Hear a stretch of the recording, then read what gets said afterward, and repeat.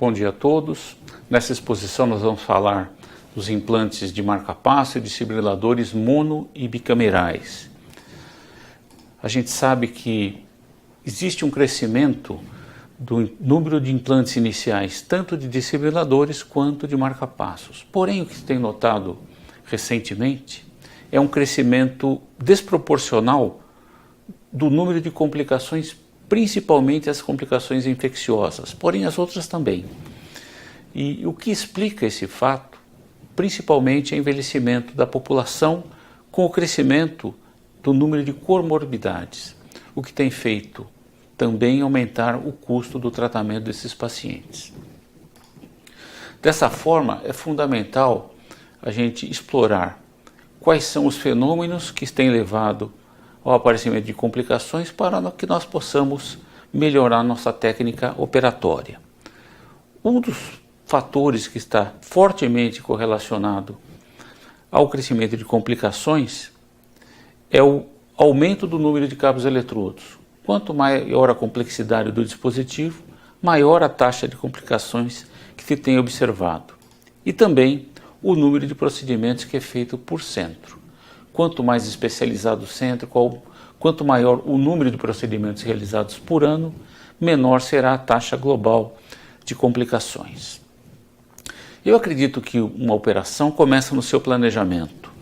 E o planejamento dessa operação vai começar antes do paciente ser internado no hospital. E, nesse sentido, quase sempre é importante que se tenha um informe onde o paciente consente que ele será operado e que ele afirma que ele está ciente do que será realizado com ele. Certamente, o preparo pré-operatório vai contar com exames pré-operatórios, eletro, ecocardiograma, Holter, o raio-x de tórax e os exames de laboratório. E, sem dúvida, temos que lembrar de interromper o uso de medicamentos que mexam com a coagulação e com a adesividade das plaquetas e, certamente, jejum de 6 a 8 horas. Nosso time e o nosso ambiente de trabalho vai necessitar, com certeza, de um bom equipamento de fluoroscopia, um monitor de parâmetros biológicos, eletrocardiograma, pressão, ter, sem dúvida, um desfibrilador externo, de preferência com pás adesivas do tipo multifunção, um carrinho de emergência, um carrinho de anestesia e, certamente, uma mesa cirúrgica que permita a passagem dos raios-x para que se possa ter uma visão, então, indireta do paciente. O time cirúrgico deve ter, além do cirurgião, um assistente, um anestesista e, certamente, o técnico que vai ajudar tanto na anestesia quanto no preparo dos medicamentos. A enfermeira e o circulante de sala, o técnico que vai fazer as medidas transoperatórias e o técnico de radiologia.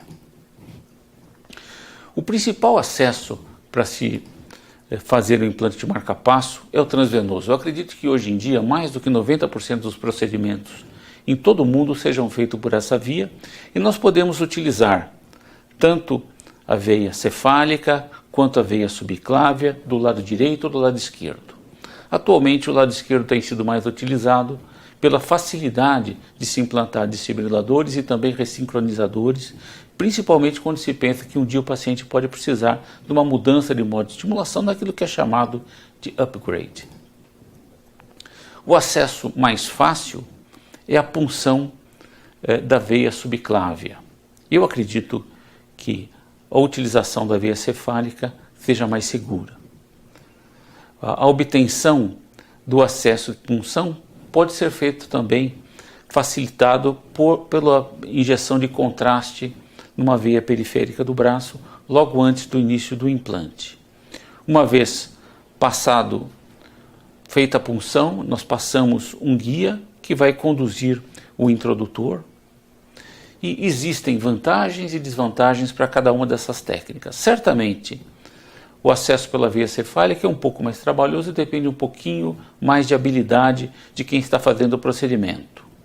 Porém, ele é mais seguro, uma vez que ele evita o hemotórax e o pneumotórax.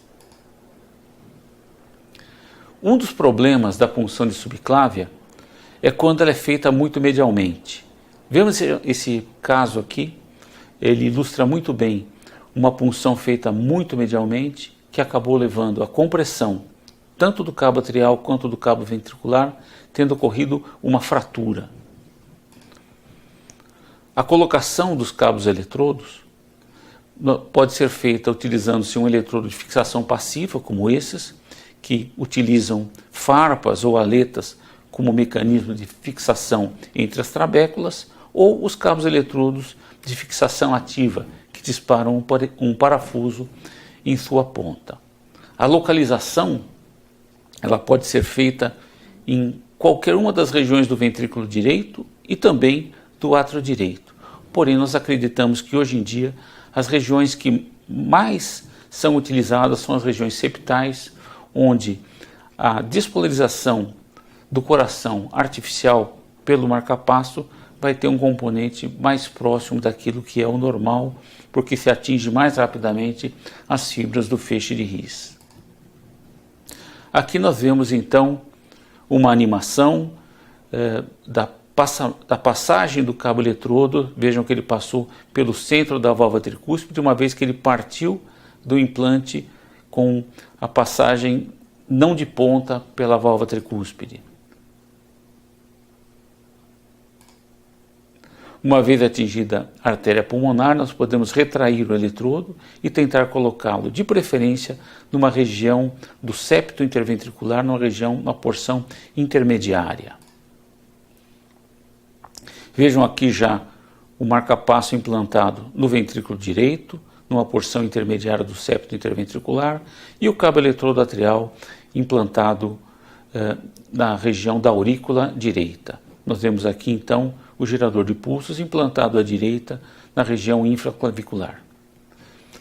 Várias posições podem ser utilizadas para se implantar o eletrodo.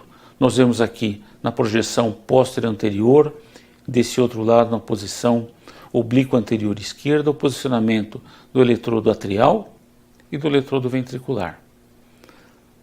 Na projeção lateral, na oblíqua esquerda, é possível ver que esse eletrodo ele está na projeção da aurícula direita e o cabo ventricular na projeção do septo apical. Nós vemos que o eletrodo está apontando para a coluna.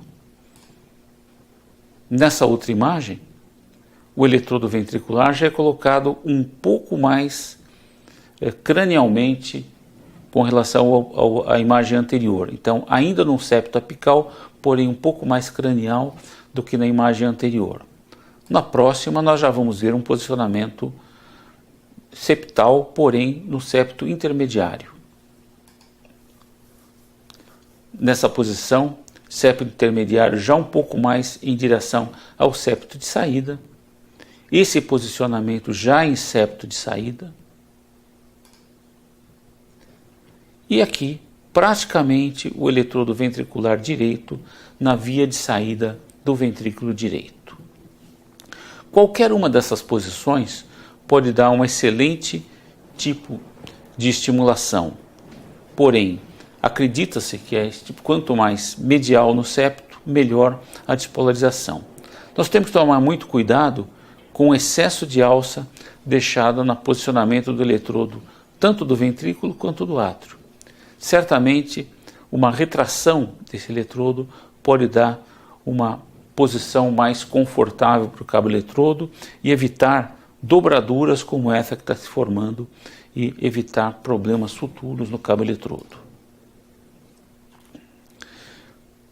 Para os desfibriladores, o coil da veia cava superior não é obrigatório. E hoje em dia existe uma tendência de se utilizar eletrodos sem o coil da cava superior, apenas com o coil intraventricular. Nós vemos aqui nesse caso um eletrodo implantado no septo apical. Nessa outra imagem, um eletrodo implantado no septo intermediário em direção já ao septo de saída. Certamente essas referências anatômicas vão ter referências também com o eletrocardiograma. E pela análise do eletrocardiograma de 12 derivações é possível se identificar se o paciente tem um marcapasso implantado no septo, na parede livre ou em qualquer outra das regiões do ventrículo. Existem vários trabalhos na literatura que comparam posições septais, de via de saída e apicais. Porém, não existe nenhum estudo na literatura que tenha mostrado superioridade de uma posição em relação à outra.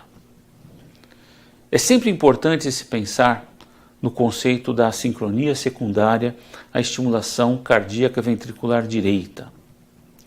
A gente sabe que um complexo QRS estimulado por marca-passo, principalmente na ponta do ventrículo direito, se parece muito com o complexo QRS de um bloqueio de ramo esquerdo natural. Nesse estudo, nós identificamos pacientes com bloqueio V total, com implante de marca-passo prévio, em que o paciente tinha uma fração de ejeção normal. Os pacientes foram selecionados para se evitar fenômenos confundidores, como cardiopatia valvar, cardiopatia hipertrófica, portadores de desfibrilador ou doenças pulmonares graves. Dessa forma, os pacientes elegíveis para entrar nesse estudo foram avaliados quanto à presença ou ausência de remodelamento após um período de mais do que 6 meses de acompanhamento. E o que nós podemos observar é que dessa população, que tinha um longo tempo de acompanhamento, apenas 5% apresentou remodelamento ventricular.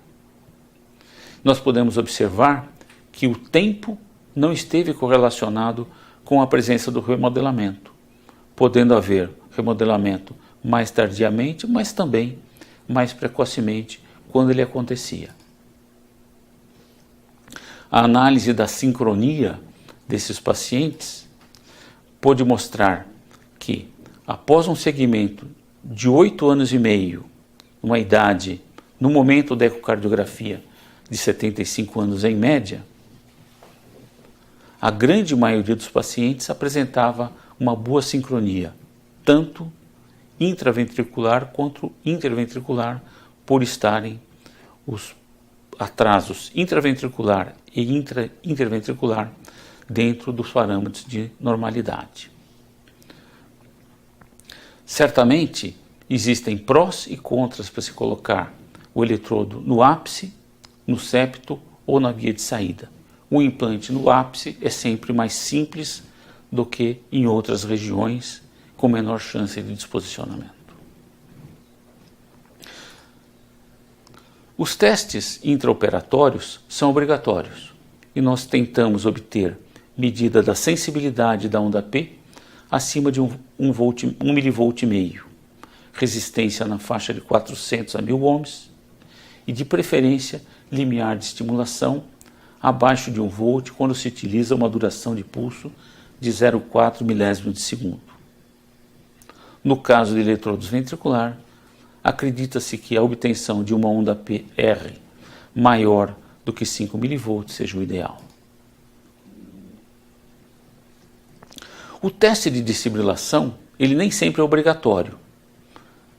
E principalmente nos pacientes mais graves, ele pode ser arriscado. Vejam, senhores, que esse tempo em que o coração fica parado em fibrilação ventricular pode ser bastante longo, dependendo da gravidade do paciente.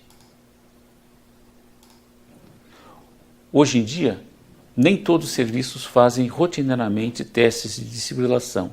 E nesse estudo, publicado em 2010, com 360 pacientes que receberam implante de desfibrilador em vários serviços que participaram desse estudo, nós podemos ver que a minoria dos pacientes foi submetido ao teste de desfibrilação. E dos pacientes que não foram submetidos a teste de desfibrilação, vários foram os motivos apresentados. Desde não haver suporte de anestesista, ou porque era uma troca de gerador e acreditava-se que o cabo eletrodo já estava funcionando bem e já testado previamente, ou porque era prevenção primária e o teste não seria tão importante, ou principalmente porque o paciente estava em fibrilação atrial e temia-se o risco de uma embolia. de tal forma que a realização do teste hoje em dia não é obrigatório e em determinadas situações é até não desejável. Vamos falar um pouquinho agora de procedimentos para a troca de gerador de pulsos. Esse procedimento, que tecnicamente deve ser mais simples do que o implante de marca-passo, não é menos importante. Pelo contrário, é um procedimento de altíssima importância, uma vez que, habitualmente, um paciente que é internado para uma troca de gerador vem de sua residência e já está com todos os seus problemas resolvidos. Seu único problema é uma bateria que está em fase final de vida. Existem alojamentos no plano subcutâneo ou no plano submuscular. E nós temos que prestar bastante atenção para o posicionamento já antes do procedimento de troca, para que a gente tenha certeza do que a gente vai encontrar no momento da operação. A localização do gerador de pulsos também merece bastante cuidado no nosso momento de implante. Eu acredito que a colocação do aparelho no plano subcutâneo ou submuscular é uma dependência principalmente da quantidade de tecido gorduroso que o paciente apresenta. Existem vantagens e desvantagens para cada uma das técnicas. Mesmo eu acredito que a principal delas é que no plano submuscular, sendo mais avascular, existe menor risco de formação de hematoma, principalmente hoje na vigência de pacientes que estão em uso de anticoagulantes ou antiplaquetários e que não se pode suspender. Por falar nisso, a interrupção do uso desses medicamentos ele é fundamental na estratégia da operação. A gente sabe que em termos de antiplaquetários, o uso isoladamente de aspirina já dobra o risco de sangramento com formação de hematoma. E a associação de aspirina com clopidogrel mais do que multiplica por 4 vezes o risco de sangramento. O mesmo se dá em termos do uso de anticoagulantes. O uso de varfarina, mesmo com INR abaixo de 1,5, já aumenta o risco de sangramento. Warfarina, com INR acima do 1,5, mais do que quadruplica o risco de sangramento. Heparina aumenta bastante mais ainda esse risco. Existem na literatura experiências onde se comparou o uso da ponte de heparina subcutânea ou o uso continuado do warfarina. Aparentemente, quando é obrigatório o uso a operação do paciente com o uso de anticoagulante, é melhor se utilizar a continuidade do uso da warfarina ou do outro anticoagulante oral do que se fazer uma ponte. Esse ponto, entretanto, merece muita discussão e certamente cada serviço vai ter a sua estratégia. O que nós temos feito na prática diária é o seguinte: pacientes com bloqueio atrioventricular avançado ou para prevenção secundária, se ele estiver na vigência do uso de anticoagulante ou de antiplaquetário por um stent não farmacológico ou por um stent farmacológico a menos do que 6 meses, nós vamos manter o uso do medicamento e tomar muito cuidado operatório. Se for em situações eletivas, um paciente que não necessita fazer imediatamente o implante de marca-passo, a nossa tendência é postergar um pouco o implante para considerar a interrupção do uso da anticoagulação. Em pacientes com baixo risco de embolia, num caso de fibrilação atrial, nós tendemos ou a interromper o uso da warfarina ou iniciar um processo de ponte com interrupção da heparina subcutânea 12 horas antes da operação. No caso de stents há mais do que 45 dias, stents farmacológicos há mais do que 6 meses ou coronariopatia severa, o que nós temos feito é interromper o uso de clopidogrel e manter o uso da aspirina. Antibiótico terapia profilática, eu acredito que seja fundamental hoje em dia. Esse estudo realizado no INCOR, com 1.000 pacientes, e que os pacientes foram randomizados para utilizar placebo ou cefazolina na dose de 1 grama intravenoso no momento da operação, mostrou que o uso do antibiótico profilático diminuiu de um risco de 3,2% para 0,6% de infecção pós-operatória. Notem os senhores que esse estudo foi interrompido após 650 pacientes serem incluídos, por já haver a demonstração inequívoca de que o antibiótico profilático estava resultando de uma boa proteção para o paciente. Esse estudo, incluído nessa recomendação da Sociedade Norte-Americana de Estimulação Cardíaca e de Cardiologia, é citado como o único grande estudo randomizado duplo cego para esse tipo de profilaxia. As complicações pós-operatórias certamente podem ocorrer. Elas podem ocorrer em qualquer tipo de implante inicial, de marca-passo, de ressincronizador ou de marca-passo câmara única. Porém, sabe-se que as complicações são mais frequentes quando são realizados procedimentos de reoperação precoce. E a gente sabe que a principal causa de reoperação precoce é por deslocamento de eletrodo. Esse estudo, que congrega uma grande população de pacientes do registro norte-americano de desfibriladores, mostra que quando existe deslocamento agudo do eletrodo, aumenta muito a taxa de todos os tipos de complicação, principalmente perfuração cardíaca, hematoma, pneumotórax, hemotórax. Nós acreditamos que, não sendo necessário uma reoperação imediata, o ideal é se tentar esperar pelo menos 30 dias para depois corrigir o problema, desde, é claro, que não se coloque em risco a vida do paciente e a capacidade de estimulação do dispositivo. Vamos falar um pouquinho agora sobre as reoperações que são realizadas num portador de dispositivo. A gente sabe que a principal delas, a mais frequente, é a troca de gerador de pulsos, que é realizada após o desgaste normal da bateria. Um paciente que habitualmente está com todos os seus problemas de ritmo controlados e que vai ser internado simplesmente para fazer a substituição do gerador de pulsos. Várias são as complicações que podem ocorrer depois de um procedimento desse, mas, sem dúvida, a mais importante é aquela relacionada a defeito da loja do gerador. E eu acredito que o principal procedimento que deve ser feito nessa situação é a remoção da carapaça fibrosa que se forma ao redor do gerador de pulsos.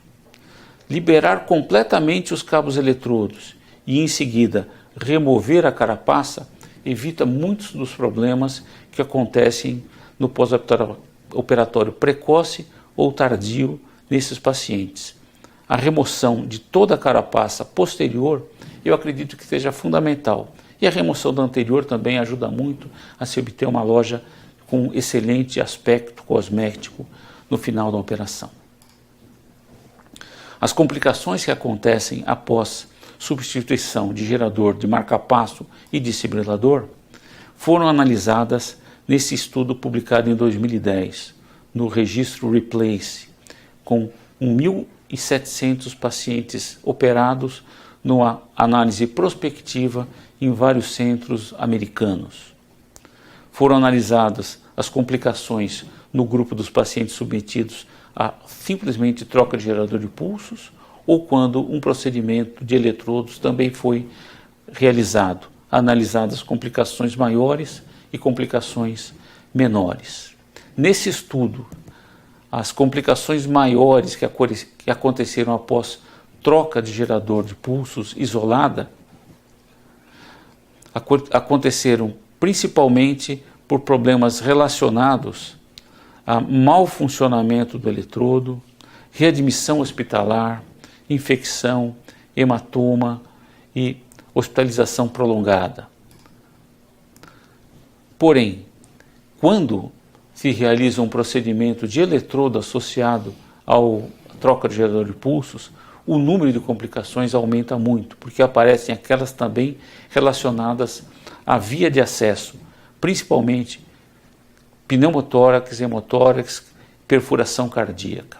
Então, em todos esses procedimentos é fundamental se tomar muito cuidado e principalmente os procedimentos que utilizam a colocação de mais um eletrodo, o manuseio de eletrodos, é um procedimento que tem o risco aumentado tanto em relação a uma troca de gerador de pulsos quanto a um implante inicial. Certamente, quanto mais complexo for o dispositivo, marca-passo câmara única, câmara dupla, desfibrilador câmara única, câmara dupla ou ressincronizadores, quanto mais complexo o procedimento, maior a taxa de complicações que nós podemos esperar, podendo chegar até 20% em alguns locais, segundo esse estudo da literatura. Quando se faz procedimentos recorrentes de reoperação, a taxa de complicação pode aumentar ainda mais. Esse outro estudo, também publicado em 2010, fala das complicações relacionadas à loja, comparando implantes iniciais de desfibriladores com trocas de desfibriladores. E o que a gente vê é que, sem dúvida nenhuma, a infecção de loja é a complicação mais frequente e mais temida. Porém, hematoma, escarificação também pode acontecer. E a escarificação da loja, ela certamente é muito mais frequente após as trocas, particularmente por aquele aspecto que nós já ressaltamos, que é a necessidade de se remover a carapaça. A gente sabe que a taxa de complicações após trocas de dispositivos é muito maior do que a taxa de complicações e necessidade de reintervenções do que após o primeiro implante. E quanto maior o número de procedimentos realizados no mesmo paciente, maior a taxa de complicações que se pode esperar. Portanto, para pacientes operados muitas vezes, a gente tem que ter muita atenção, porque a taxa de complicação pode passar de 20% da população. Para terminar, vamos apresentar essa experiência que nós tivemos no Instituto do Coração, num estudo prospectivo na forma de registro, para se avaliar as complicações que acontecem após implante de dispositivos. Nesse registro prospectivo que acompanhou por 6 meses cada um dos pacientes após implante ou reoperações, nós analisamos 780 pacientes consecutivos operados no período de 2011, fevereiro, até agosto de 2011 e acompanhados até janeiro de 2012. Foram 713 pacientes alocados no grupo de implantes iniciais, de marca-passo, desfibrilador, ressincronizador ou desfibrilador ressincronizador, pacientes submetidos à troca de gerador de pulso, que nós chamamos de reoperações de baixo risco, ou pacientes que também tiveram procedimentos em cabos eletrodos, para um implante de novo cabo eletrodo, para extração ou para um procedimento de upgrade, que nós chamamos de reoperações de alto risco. O que nós notamos nesse estudo é que a média de idade da população foi de 68 anos, embora variasse desde o primeiro ano, a primeira década de vida, até a 10ª década de vida. Uma distribuição equilibrada para os sexos, a maioria dos pacientes com bloqueio AV total, muitos deles com comorbidade, note que a minoria não tinha nenhuma comorbidade, apenas 6%, 40% dos pacientes tinha mais do que 3 comorbidades, a metade da população com fração de ejeção considerada normal e a metade dessa população em classe funcional 1 antes do procedimento. O que nós podemos notar foi uma diferença significativa da taxa de complicações, quando nós comparávamos complicações maiores no grupo de implantes iniciais, onde houve 7,5% de complicações, trocas de gerador, onde houve apenas 1,5%, e reoperações de alto risco, onde se implantava um novo eletrodo, onde a taxa de complicações foi de 12%. Houve diferença também na taxa de hospitalização e mortalidade. Vejam os senhores que rehospitalização ocorreu em 75 de 713 pacientes, um pouco mais do que 10%. E nós notamos que rehospitalização foi menos frequente após troca de gerador e mais frequente após procedimentos considerados de alto risco, que são os procedimentos de reoperação em cabo eletrodo. As principais causas de rehospitalização foram condições cardíacas não relacionadas ao procedimento, embora aproximadamente 30% a reinternação estava relacionada ao dispositivo implantado. Já no caso da mortalidade, a taxa de mortalidade em 6 meses foi de 8% e foi mais frequente após implantes iniciais, ou seja, em pacientes que não estavam equilibrados do ponto de vista cardíaco antes do procedimento. Podemos ver também que as causas de morte, em apenas uma minoria, 3 casos, esteve relacionada ao dispositivo. Em todo o restante estavam relacionados à descompensação cardíaca ou a problemas não cardíacos. Nós pudemos identificar fatores de risco para hospitalização e mortalidade. Os principais fatores de risco considerados foram receber um desfibrilador. Pacientes candidatos a desfibrilador, a gente sabe que são mais graves e foram mais hospitalizados. Receber um desfibrilador aumentou de 3 a 4 vezes a chance de ser reinternado. Estar em classe funcional 3 ou 4 antes da recuperação, quase que dobrou a chance de ser reinternado. E estar em uso de varfarina também quase que dobrou a chance de ser reinternado. Nós tínhamos senhores que ser submetido a uma troca de gerador de pulsos foi um fator protetor. A chance de ser reinternado foi a metade do que da população geral. No caso da mortalidade, também foram identificados fatores de risco para a morte. Pacientes com mais do que 80 anos de idade no momento do procedimento tiveram mais do que o dobro da chance de morrer.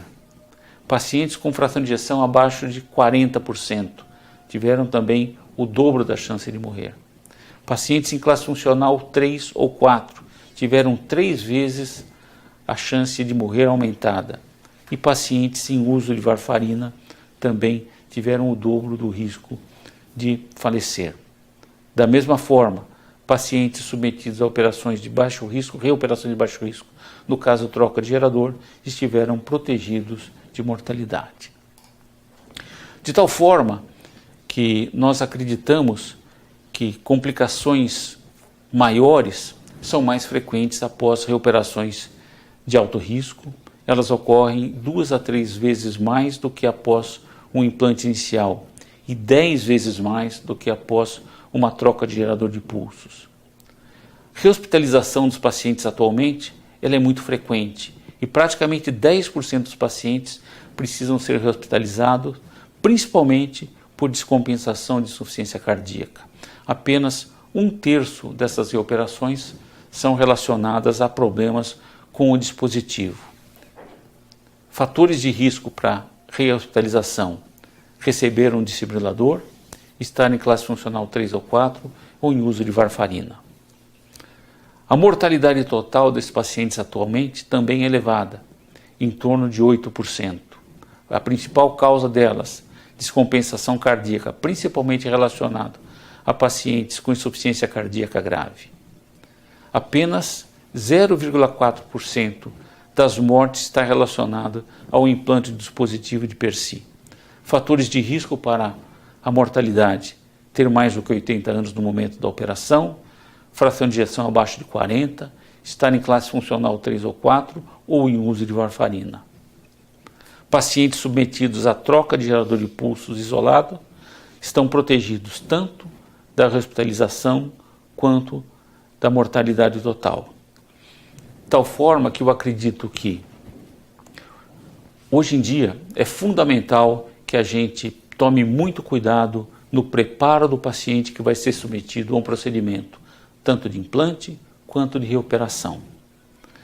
Nós temos que seguir os guidelines atuais, mas principalmente criar dentro de nossas instituições cuidados específicos para que nossos pacientes atendidos adequadamente. Lembrando que pacientes submetidos a uma troca de gerador têm uma evolução muito favorável, pacientes submetidos ao implante inicial podem realmente ter condições de comorbidades que justifiquem cuidados específicos, de tal forma que, hoje em dia, para cada tipo de paciente, nós precisamos tomar cuidados específicos.